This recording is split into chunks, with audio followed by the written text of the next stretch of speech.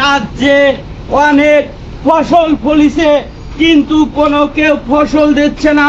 এটা কি আমার রাজ্য কি ঠিক থাকবে? সেনাপতি, আদেশ করুন মহারাজ।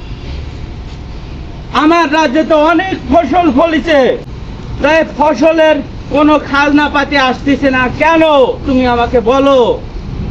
কৃষক খাজনা দিচ্ছে না মহারাজা। কৃষক খাজনা দিচ্ছে, তুমি কি কচু ঘাস কাটতেছ? ওই কৃষককে ধরে নিয়ে আসো। ঠিক আছে মহারাজা। যাও, কৃষককে ধরে নিয়ে আসো। আমি আর সুস্থ থাকতে পারতেছি না।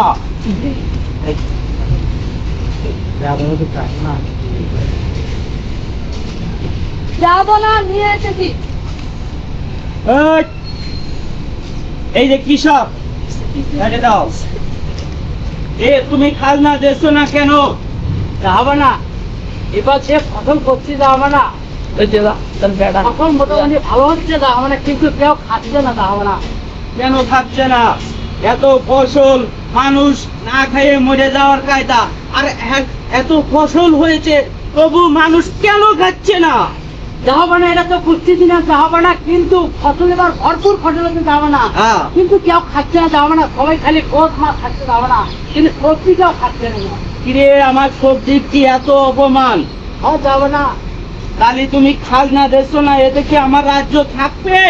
যাবে না, আমার একটা বাচ্চা আছে যাবে না, আর যে ফসল করছি যাবে না, কেউ খাচ্ছে না যাবে না, যে ফসল খুব করে বাচ্চি যাবে না, আমরা বাচ্চা ছেলে আমার বউ বাচ্চা নিয়ে আমি খেতে পারছি না যাবে না, আসলে খাজনা দিব কিভাবে যাবে না।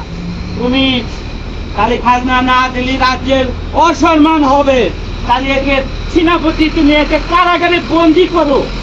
না না, যাবে না, আমাকে এত বড় শাস্তি দিবেন না, যাবে না, আমার বাচ্চা আছে। ওরে, বাচ্চাদের দরকার নাই, যাও ওদের দুটোকেই নিয়ে যাও। কৃষক আমি কি এত করবো? বড় শাস্তি দেন না, যাবে না। যাও। কৃষক এই একটা ফসল দেয় না, আমি কি করব? তাহলে আমি নিজে নিজে ফসল ফলাবো আর নিজে নিজে কাটবো।